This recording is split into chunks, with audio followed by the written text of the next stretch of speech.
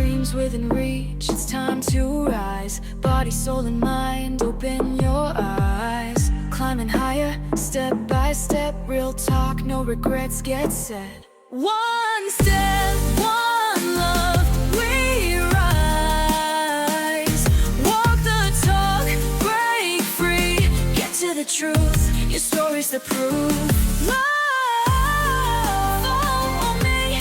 Let's rise, let's see. Set you free, meant to be. Hi, and welcome back again. I am Ryan Keys, and this is Living Proof. Not the podcast, but it might be on the podcast, but this is what we do on Patreon. If it's not live, it is coming from a place of love. It is pre-recorded, but today's session is going to be pretty fantastic. As you can see in the title is The Hidden Subconscious Traps Keeping You Stuck. At least that's the working title for now. It might change as I post this video up, but we'll see. So welcome back, beautiful souls. Just as a reminder, this is a deep dive session, and it's designed to expose the subconscious patterns that may have been holding you back or keeping you from having the life you want. I've been going through these myself. I've helped people get past these, but the self-work happens to be where all the work is, because it's the toughest thing in your life to walk the talk or to put things into motion from the internal perception. But more importantly, we're going to teach you how to rewrite those in a couple little ways. And I wanted to just remind you, if this is on Spotify or if this is on YouTube, please like and subscribe. You are the one that actually makes this move in the world and helps to get this message to the people that may need it. If you know somebody that needs it, feel free to share it. Just remember to tag me on your post. You can always clip and copy some of the content here if it fits your story. First off, I wanted to start with a little joke. We've got a little pirate theme going on today, but where do pirates get their hooks?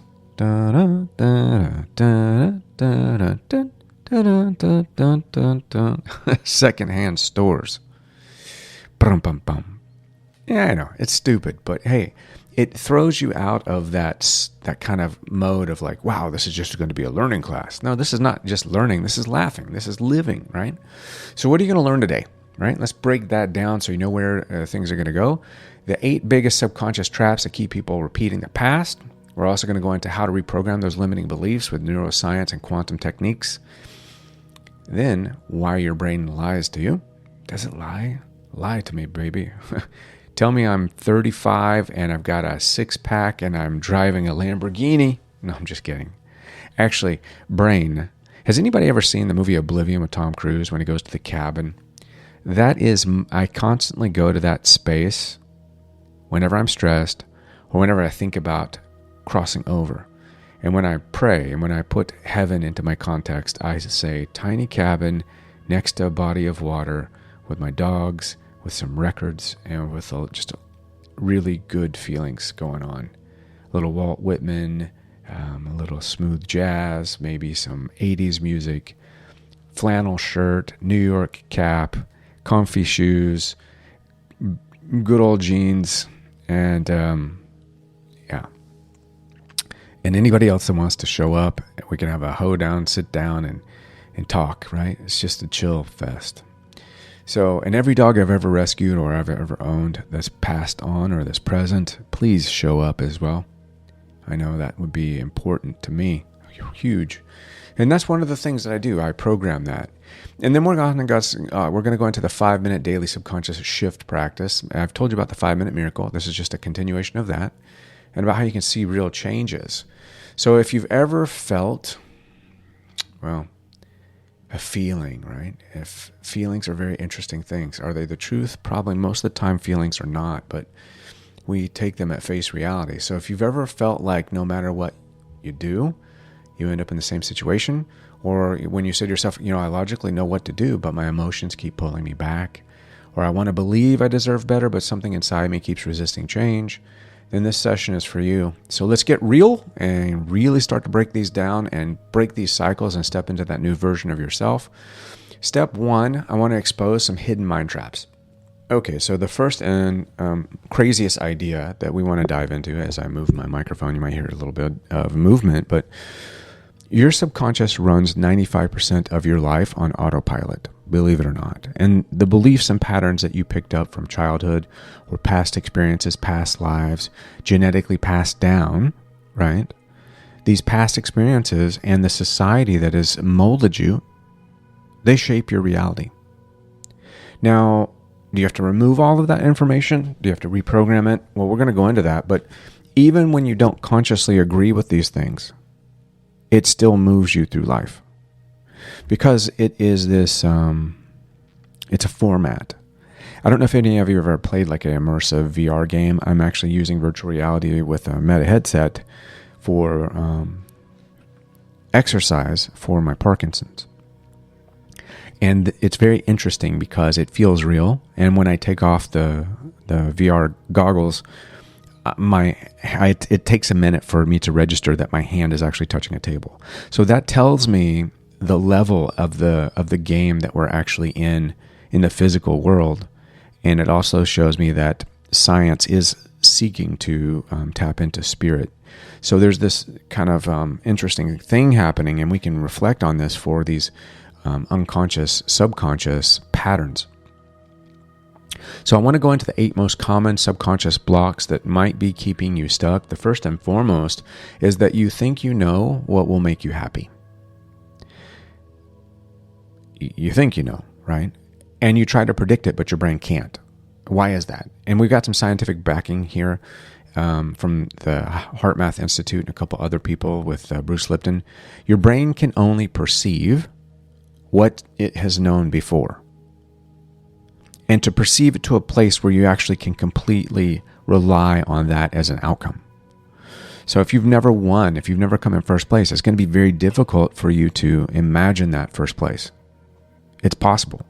So when you set a goal for the future, you're actually just trying to recreate a past experience that your mind has labeled as good, or that's what's going to give you that connection.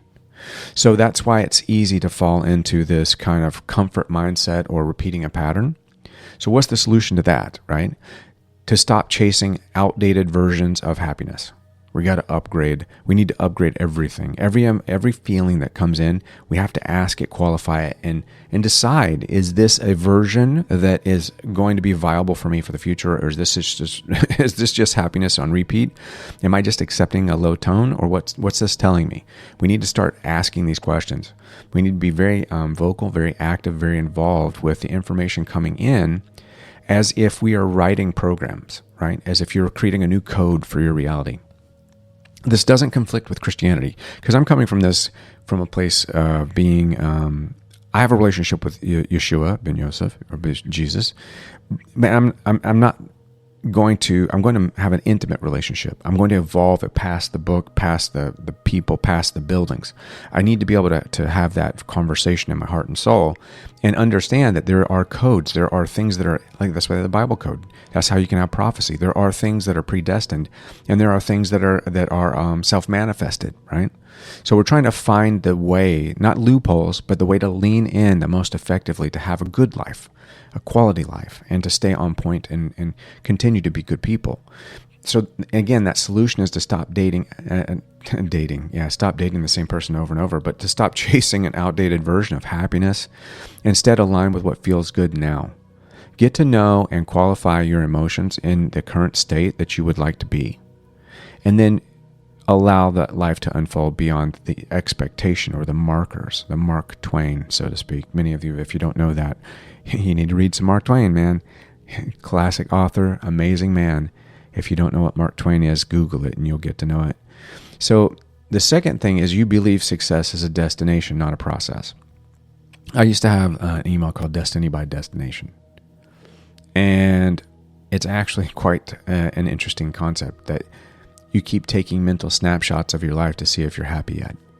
You're cataloging your events mentally, subconsciously, to see if it qualifies with what you know as happiness.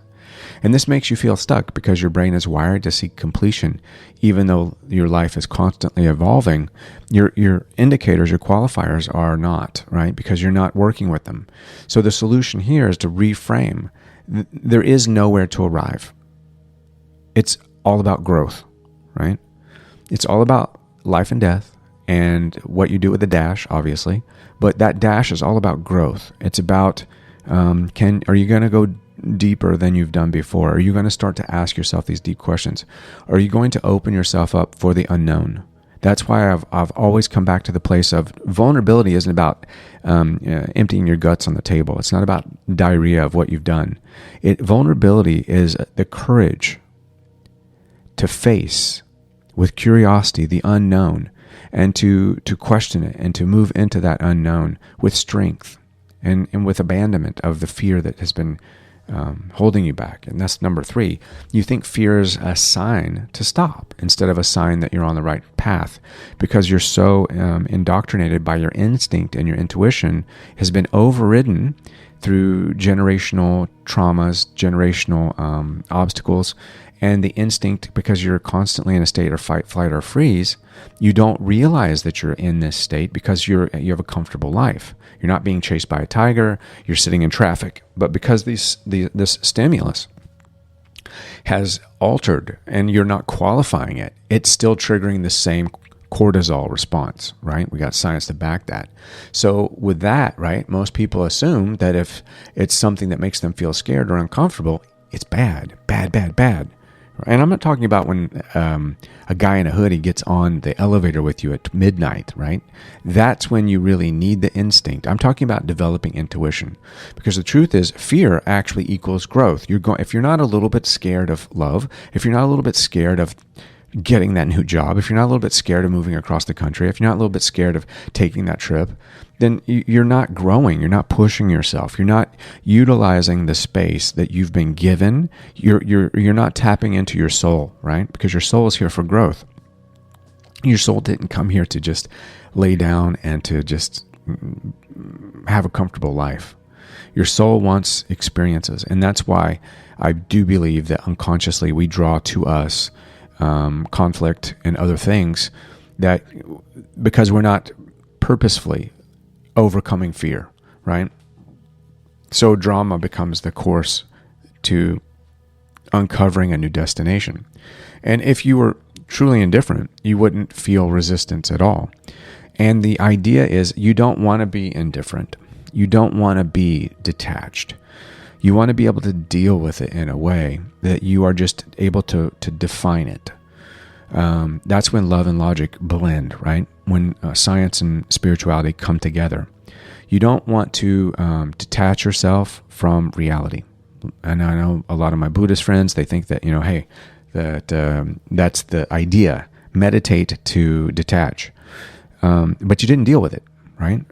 Walking away from it, canceling it, deleting it doesn't deal with it. You can walk away and cancel and delete your family, but you're going to find those triggers elsewhere because you haven't qualified the experience that has been ingrained in how your subconscious operates in this world.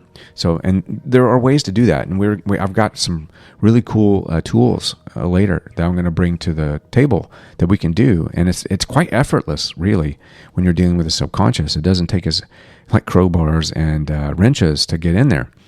So the 4th one is you create chaos in your life to avoid actually living it. I'm guilty, raising my hand over here. You can't see it, but have you ever found yourself starting drama or procrastinating or diving into some self-sabotage right when things start going well? Why is that? Because chaos is a distraction. It is that ripcord on your chute when you think things are going to go to shit, or if you think things are too good to be true. And if you're dealing with problems, you don't have to take the real risks that come with success, right? So let's imagine love. If you find you're waiting for the perfect person, you're waiting for the one, you're waiting for your soulmate, they're not going to show up when you're ready. It doesn't work like that. It doesn't suddenly, I'm healed, I'm meditated, I'm at my optimum success, and then suddenly the person shows up. You're going to continue to question them. You're not going to be able to qualify that perfect person coming in at the perfect time because everything that you've been relying on to keep you safe is going to tell you that something's off. So what's going to happen is while you're in this progress, this state of progress, the people, the experiences, and the person is going to come in and they're going to help perpetuate the progress. They're going to grow through it with you. That's why even though the divorce rate's 50%, I'd say 30% of those are due to people protecting themselves because of the past. It has nothing to do with the person that they're involved with, and they could overcome it if they chose to. You don't fall out of love, right? I mean, falling out of love, if you love the person, you don't fall out of love. Can your love change? Yes, it can. But can you change it back? Yes, you can. There's a lot of these things that are tough to do. I've dealt with it before, and it's really not easy. But anything that you want that's worthwhile in this experience is not going to be just handed to you. I'm sorry. They say it's not. Even peace, even healing, even the peace that passeth all understanding is going to require persistence, right? And focus and control over your perception. So, that's one of them. So moving on, let's look at this too. Number 5, you think changing your mindset's about thinking new thoughts. Are you guilty? I am. It's not, right? The reality is beliefs don't change because you think differently. They change because you experience something new that makes you now adopt a new belief. It's become self-evident. So instead of forcing new thoughts, expose yourself to experiences that prove the new belief, right? Test it. Test that belief. Test that reality by exposing yourself to these things. Number 6, do you see problems as roadblocks and not pathways? There's no such thing as a problem. It's a path. And once you start realizing that, then you are coming back to your purpose. Your purpose has never been external. It's not your purpose to save the world. It's not your purpose to save the lions. That's not a purpose. That's a symptom of your purpose. Your purpose is to live. Your purpose is to align yourself with life. Your purpose is to get your physical embodiment, your human self, your homeostasis of humanity to the prime level of survival and experience levels for this time on the planet. That's your purpose. It's all of our purpose, right? That's our prime directive. Everything else is sub-directives. Now, your passion is different. Your passion can come through your emotional connections, your belief systems, and those things. But I'm talking about the purpose, right? So when you see problems as roadblocks and not pathways, most people think that a problem means that they're off track. And actually, I think that the problem actually means that you are on track. Every problem kind of forces you to take action, make decisions, and evolve. If there were no problems and your life were perfect, you'd still have a problem because your perception would wonder when it's going to stop, and you would create that second guessing and that secondary kind of conflict, which would ultimately end that perfect moment and bring a problem. So the very thing you think is stopping you is actually the key to your next level, and that goes with love especially. Number 7, you think that your past defines you. Okay. Your past refines you, not defines you. I know that's semantics, but your past is just one version of a story that your brain keeps replaying. And your brain replays it, and then you also give it permission to play in the present. When you hear the replay, pull from that replay the good parts of the song, and then turn it off and just take those good pieces and parts and find something that you can bring it to today, right? Your memory is not an unchangeable record of events. It changes as you change. And there's scientific proof to back that, especially like the telephone effect. When you ask a group of people what happened in an accident, you're going to get different stories from everybody. And then when you ask them a year later, a different story, 2 years later, a different story, 10 years later, an even different story, right? We embellish, we fill in the blanks because of our own experience and interpretation. So we're constantly doing this. So our past is not necessarily reliable, right? And we build most of our feeling structure based on the past. And that's why I always say that you'll see these people that say they have healthy boundaries and they've healed and they're doing all this big stuff and they're proselytizing that, oh yeah, I'm this, I'm that. But really underneath, they're still afraid of being hurt. They're still afraid of all these things. They haven't truly healed because the healthy boundaries they created are actually just barriers to pain. And that's why they had to cut everybody off. And that's why they still have this this tension or this tone, this kind of odor of anger about them. You can see it. You know who I'm talking about. You've seen these people where they seem hyper positive, but they still have anger, right? They're angry, and that's not full. Number 7 would be you think, well, I've already said that. Your past defines you. Moving into number 8, you try to change other people instead of owning your own shadow self. Wow. Okay. That's a tough one, right? The things that trigger you in others are actually unaccepted parts of yourself. I talked about this on Instagram, that I don't believe people are a mirror. I believe that they supplement things that irritate you because these are things that you are immediately beneath the surface in yourself. Now, it doesn't mean it's a mirror, but it does mean it's an opportunity for growth, right? So next time someone annoys you, ask yourself, where in my life am I suppressing that same energy? It doesn't mean the same choices, but the same energy, right? Start looking at feelings rather than qualifying them with class, creed, color, and sex, which is so weird, right? We think that because somebody's a millionaire, they have less feeling than somebody that has no money. Or we think that somebody with money doesn't know suffering like somebody that has no money. And that's not true, because suffering is different types of suffering, but the feeling of sadness, the feeling of joy, the feeling of anger, the feeling of love, the feeling of happiness, the feeling of regret, the feeling of loss, all of these, the feelings don't parlay according to your position in life, right? The only thing that will prevent those from tapping into you would be your own authenticity, whether or not you're allowing yourself to feel. Are you so detached, or have you become sociopathic, or you become so narcissistic that these things no longer, you don't need them, or when they come in, you've developed this hyper defensive way to qualify those so that you don't get injured. You've gone into self-protective mode, fight, flight, and freeze so deeply that you've become psychotic, right? Those things happen. Hey, I mean, and I'm not saying that sanity is like a sliding scale. I mean, I talk to my future self, right? And I wrote a book called The Conscious Universe, speaking to myself, that's on Alpha Centauri. How is that possible?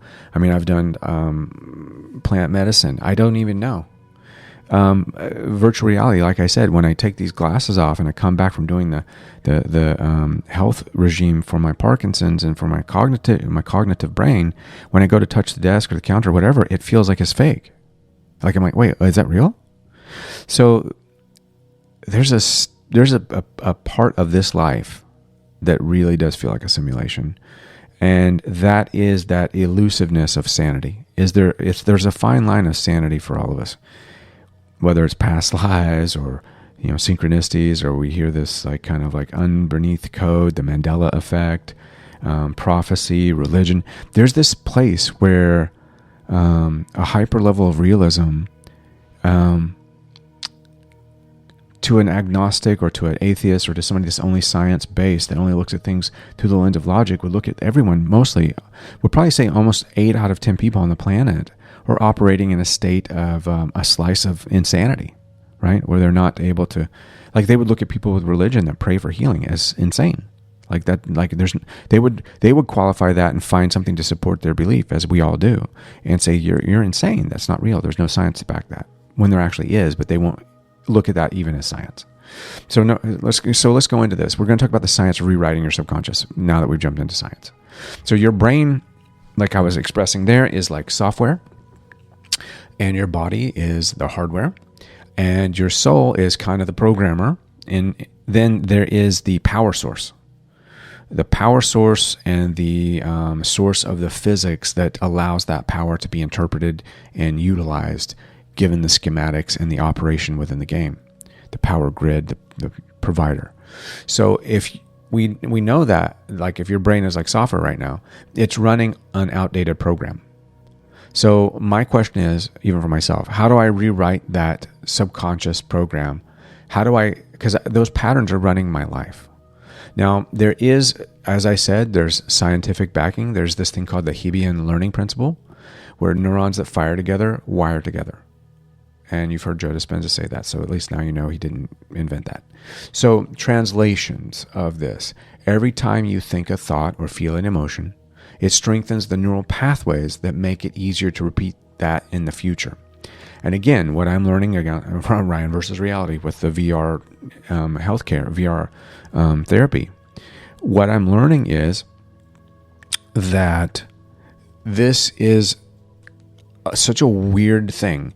And if I can integrate other levels of stimulus into my learning systems, using affirmations, with meditations, with sound, with hemisync, with visualization, with colorization, with other things, physical stimulus, repetition, all these different modalities, I can rewrite the program using almost like rebuilding the substructure inside of a house when you have to repair a wall or something. I'm bringing in tools, I'm bringing in new materials, and I'm rebuilding what's already there, right? And again, every time you think a thought or feel an emotion, it strengthens the neural pathway that makes it easier to repeat that in the future. So I want to learn how to do that consciously and how to implement that. Because subconscious rewiring, this interrupts and replaces, right? And you're catching the old thought, you're labeling it, this is my old programming, which is a physical interruption. You jump, you shake, and you say, hey, what? I'm going to do something totally different. Yes, I love tacos. Yes, I'll never love roller coasters, but yes, I love being outside.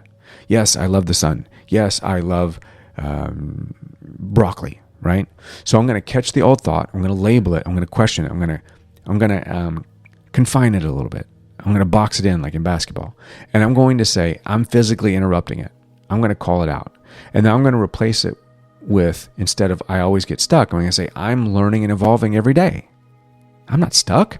I'm changing my perception. I'm doing this. And I'm not going to adopt something by saying I always, unless it's positive, unless it's proactive, right? Because your subconscious is proven to learn by repetition.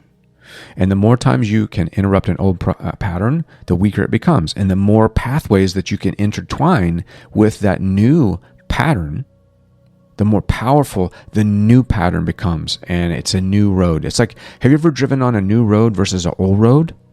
It's such a better journey, right? There's no bumps, there's no holes, there's no, it's a better experience, right? Putting on new clothes rather than old clothes. Old clothes might be comfortable, but the new clothes they really set the tone. You feel fantastic, right? So step 3 would be quantum reality shifting, reprogramming your future self. And again, I told you about, I'm going to bring in this whole toolbox, right? I'm working on that right now. But one of my key people that I love is Neville Goddard. And he taught that your subconscious doesn't know the difference between reality and imagination. And I'm telling you, this is 100%. Now that I've been doing VR physical therapy and VR exercise for my Parkinson's and for the cognitive issues going on with my neurological condition, I can tell you this 100%. Right? Future gratitude visualization is a powerful thing. It's an exercise. I do it every day. I'm going to give you a tip here. So close your eyes and imagine your future self. How do you feel in your daily life? What kind of decisions is that person going to make? How do they handle changes differently than you think now? So what would happen is an exercise in this, is I call it the future gratitude visualization. You close your eyes, you imagine your future self. How do I feel in my daily life in the future? What kind of decisions will I make? How do I handle challenges differently than I do now? I do this in that the 5-minute miracle every morning. I do this for my day, right? I do this for my day. I have to, because if I don't, I'm not grounded mentally, and physically my body's not grounded. It's shaking, it's moving, it's breaking, right? So the other thing is that to feel the emotions now. This delayed gratification, or this delayed connection to, I'll have that when I have this, right? I'll feel happy when, is that still is a past programming of where you might believe that's hopeful. I believe that's self-sabotage. It's a quality of indifference that comes from self-denial and that you don't deserve it. And I know this so well in my own life. So your subconscious needs emotion, not just words, to change this. And the more you practice the feeling, the more your reality will also shift to match it. So the wish fulfilled is also, how do you feel when you get that new car? How does that new car feel? And why does it make you feel that way? The idea is to get that feeling now, so you may not even need that real car in the future, right? Act as if you're already that person. I want you to do an exercise for this.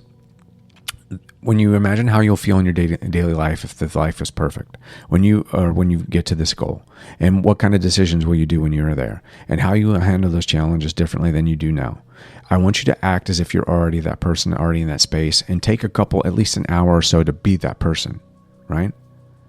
Explore the world around you. So if you're waiting to go on a trip, go explore where you're at as if it is the trip. Find some spaces and places that you have that are unexplored in your area. I know they are. And explore those as if you were exploring that town in Europe that you wanted to go see, right? Because that one action that you take is connecting you to the emotion, to the action, and to the idea of what that's going to be in the future. And here's a fourth step that you could do. And this is kind of a daily subconscious shift practice, right? Again, this is a complement to the 5-minute miracle. That first 5 minutes where your subconscious is open and ready, and the last 5 minutes as well before you go to bed. And I do this every morning, and this is a reminder. Number 1, morning rewrite. Write one old belief and flip it into a new one. Okay? Something you believe about yourself that you're ready to shift. And then 2, emotionally interrupt. Catch and shake off negative patterns throughout the day. I'm not telling you to ignore them. I'm not telling you to meditate so that you are no longer having mania. I'm saying catch it and shake it off physically, right? Jump around, listen to a song, do some movements, pump your fist, right? Whatever it is that you do, a moonwalk, I don't care. But shake off that negative pattern. Use movement to shake it off. Literally, shake your ass. Shake your moneymaker. And then 3, future gratitude. Feel the emotions of your future self now. Every time you feel like you're starting to float away, remind yourself what that person with what you look like with that person, what you look like on that job you want, what you look like at that place you want, what you look like driving that car you want. How do you feel? Connect to that person. And then 4th, aligned action. Take one step today that your future self would or should take to get to that space tomorrow, right? And then I would say that your life is going to change when you make these small shifts every single day, because it's about baby steps, right? Baby steps to get you to that edge of that big leap. And that big leap is when you're like, right? So let's break this silence a little bit. What do you call 2 birds in love? Tweethearts.